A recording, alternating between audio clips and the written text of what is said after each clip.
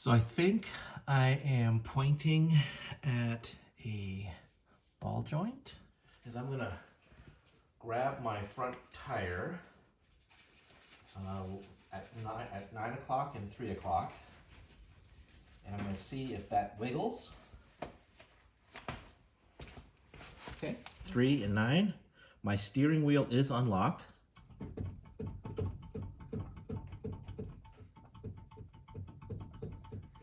I'm gonna hold, my camera's gonna focus on that joint right there. Again, I'm holding my wheel at 3 and 9.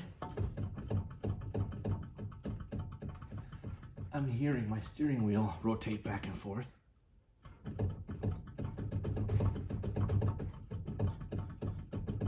Okay, now I'm gonna be spinning my tire really fast to see if a noise increases, because a wheel bearing, bad wheel bearing should make a louder noise when traveling fast. I think I'm hearing more than just brake pads on rotor. All right, let's try now 12 and 6.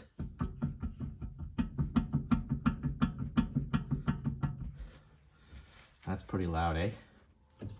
The process of removing the hub and the bearings first involves removing the caliper.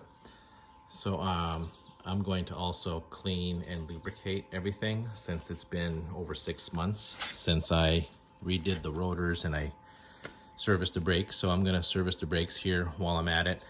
That's not gonna be part of this video, but I'm gonna remove the shoes, the pads, and the brake calipers. Remember to disconnect the wear sensors from the sockets here before you do. Remember, there's going to be the slide pins here and here. You're gonna have to hold this nut while you're turning that. You'll have to reassemble, making sure you have Loctite. And then you're gonna have to support the caliper with zip ties or something. Just get it out of the way. Careful, all lines and cables are brittle, so cracking may happen, but hopefully it won't happen for you. And then we'll get to removing the rotor, which is pretty straightforward. It's just one socket cap screw. You remove that. It's a 10mm hex head. It should be torqued properly, so you should be able to use an Allen wrench without doing any special hammering or banging like I did before when I did the rotor video, or the brake rotor repair replace video. And then the rotors come off, you'll have to clean it, and that's part of the process of reassembly. And then we'll tackle this hub cap. Removing this hub dust cap is very tricky. I thought maybe a tool like this would work, and no way. This is very firmly friction fit. There's no way you're gonna just pry this off like this. You could try smacking it off, but I learned my lesson on the other side, that a tool like this will not work. So don't even bother. You can keep it for something else someday. Instead, I bought one of these sliding hammers. So I bought one of these sliding hammers. The other thing I had to do was I had an angle grinder, and I had to, this is still hot because I just finished grinding the tip so that it fits inside. There's a groove right here. You don't want to do it from over here because you'll damage this cap. This is where it's actually held on. So this little lip is very strong. You'll resist the banging, and you got to fit in between this little groove right here. So here's how I think it'll work.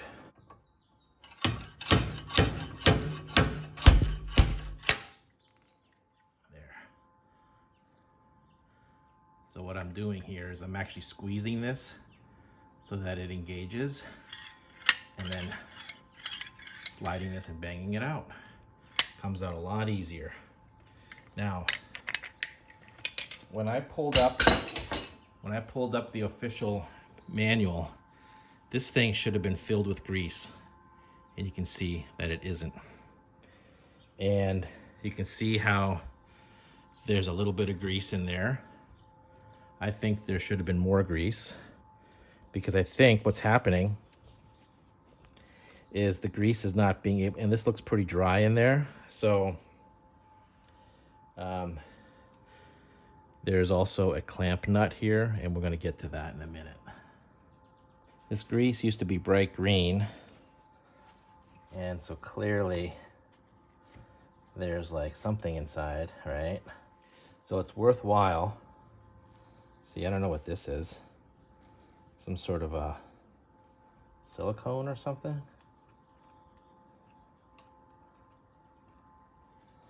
Yeah, I don't know what this orange stuff is. Phew, okay, let's keep going. So that's bottomed out and loosened. Now that was actually kind of loose. So maybe this thing got loose over time.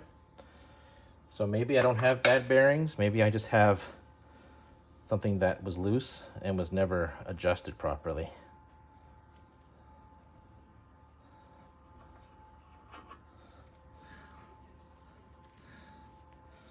You can see how there's probably water, dirt, sand, and other stuff in there.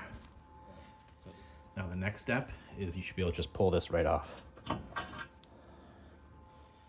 And then this is a angle bearing. The other thing we're going to need to do is see this spindle right here. So all this needs to get cleaned off spotless.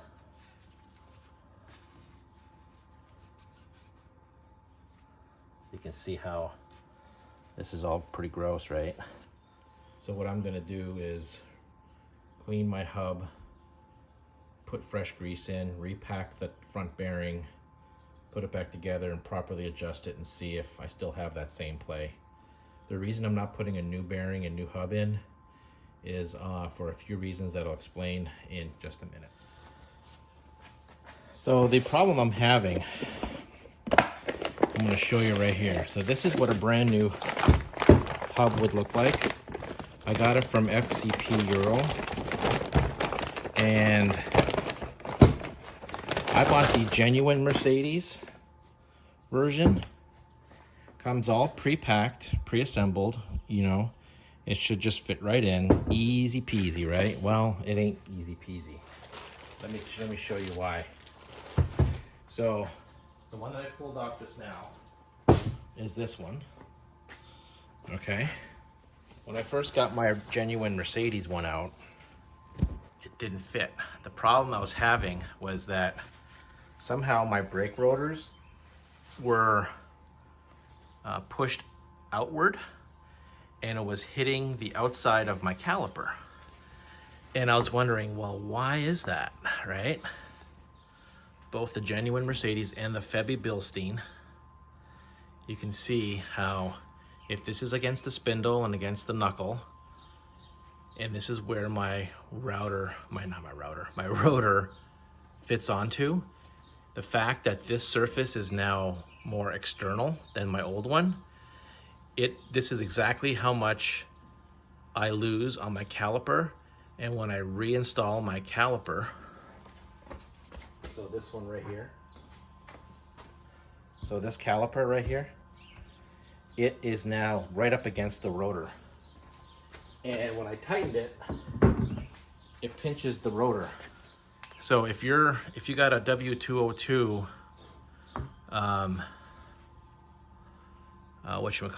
Mercedes, and the part numbers are spot on, you check by VIN, you check the dealer, you check online, this is the stuff they're gonna sell you, but it does not fit and work. So, and they charge like $200 a pop for these. And it's a shame because they don't work. I got to send it back. I thought maybe if I would go with like an OEM instead of a genuine, that somehow their specs could have been different over the years, but they're not. This is completely different. You can see how this isn't going to work for me. And I really don't want to rebuild this. Right now it's not costing me anything except for the extra grease that I buy and my time. I did buy this Febby Bilstein grease. You do have to get this grease because it's the right color. It's the green. So for some reason, this is the grease you should use. Special grease for the axle. So definitely do that. So see, this is from my passenger side. There's no burning, there's no discoloration, there's no flat spots. I think it's just dirty inside. So I have to clean this up and get all the dirt and grime out of there, and then I'll repack it. I'll show you that process. So the narrow part of the bearings on the bottom, I put the plunger back in, and now I'm just pushing this through.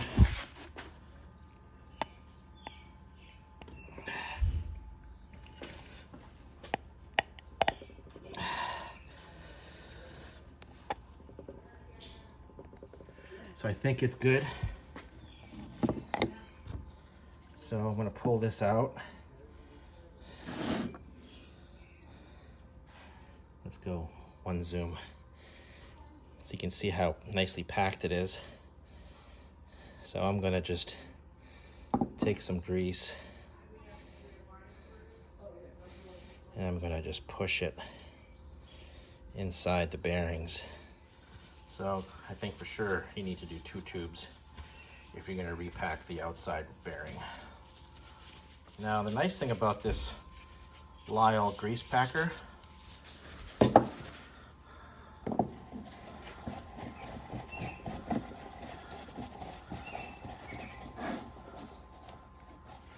then you have this cap that seals, keeps the general dirt out. I'm applying grease to the spindle. Make sure you get it all the way to the back where it mounts near the brake shield. The other thing you got to clean, I'll show you later why, but see this little dimple in here? We need that for our dial indicator. So all the grease and anything that's in that hole, clean it out. Repacked-ish, cleaned-ish, and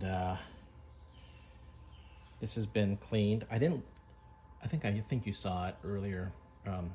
There wasn't any discoloration, like gold or bronze discoloration. That's a sign of overheating, and that would be a problem. You saw the bearings were in good shape. So it's just a matter of placing this on. There. This is the cleaned up clamp nut with the locking screw. Does not need Loctite according to the specifications. And I did clean those two, and it races in there nicely. And there is a right side and a wrong side. So all of this text and numbers and symbols faces out, and then this face with the little rings and different steps goes towards the bearing. And then you just screw it on. If you have a really big box end wrench, great. Otherwise, you have to use an adjustable wrench.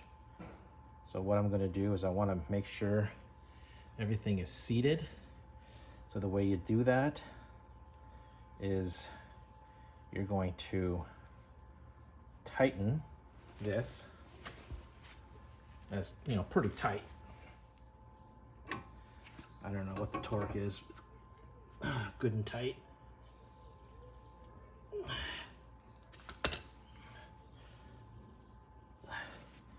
And if you can't move it easy, then you know it's too tight.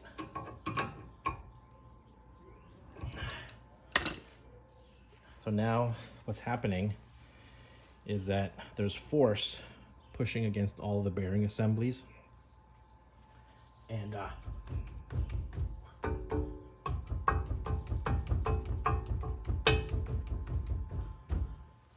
So what I'm going to do is put my rotor back on. I did put a little bit more, a fresh coat of anti-seize on the back of the rotor. There. I got my torque wrench ready. There. The other thing they recommend doing, they being the service manual, is get your lug bolts, stick a washer, or for me it's I think a 3/4 inch or 5/8 inch nut to basically accommodate what the rim might be, and stick it in the top and bottom hole. What you're trying to do is lock the rotor and the hub together, because then you're gonna be pushing and pulling it. This part's a little tricky, getting a dial indicator. I've got a digital one set to metric. I've got a magnetic base, and basically I have to stick. End play is any slop in the bearing setup. So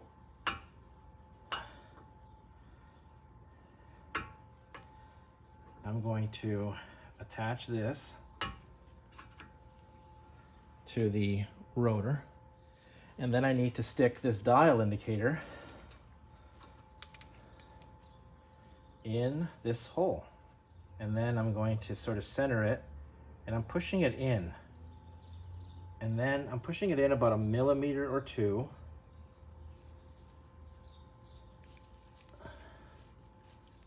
And I'm tightening my arm. Well, you see what I see. It's upside down.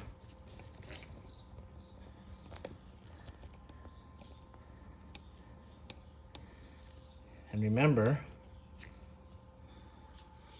I'm going to now grab my rotor and try to make some movement, okay, by pushing and pulling like that. Okay, there's no movement at all, but I also think that this nut is a little bit too tight. So now I'm gonna back off this lock nut. Oops. And I'm going to try to loosen this.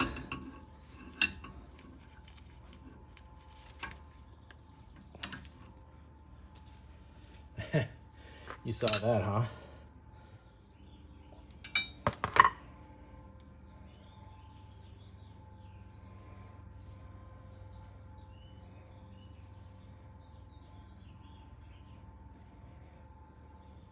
So what I could do is, if I want to make this a little bit looser,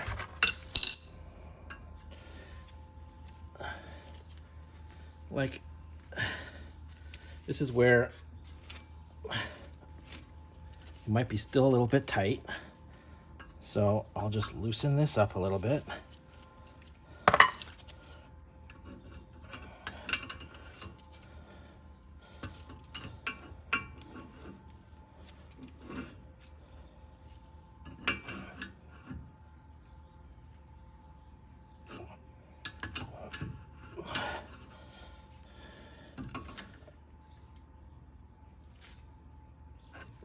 No more than a 1/4 turn at a time, or even less.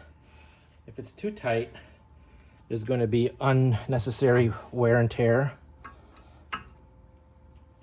on the bearing, and you get premature wear.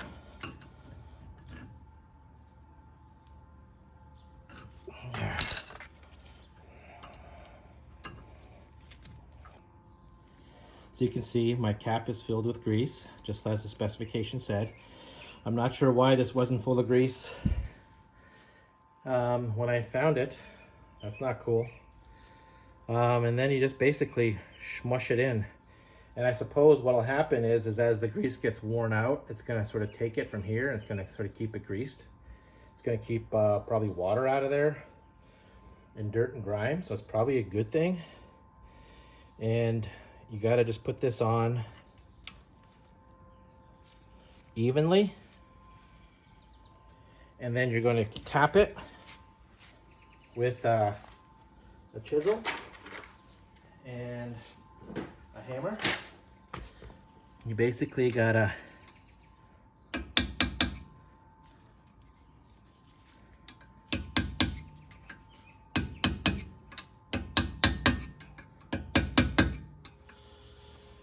all right, I'm back. I got the wheel back on, and what I want to do is just check for spinning, and it's really spinning about as good as I ever saw it spin.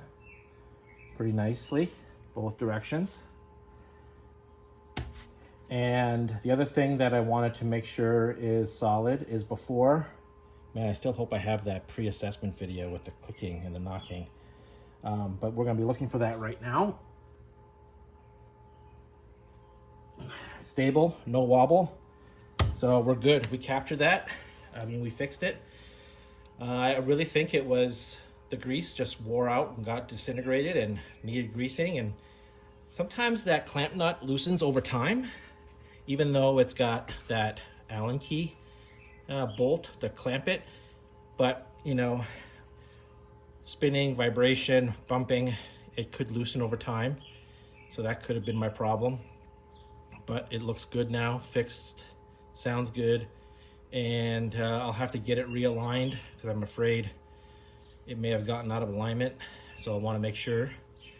And hopefully I captured all the essential components for you, and this will be helpful for you. Please like and subscribe. I really do appreciate when you do that. And thank you so much, and have a great day.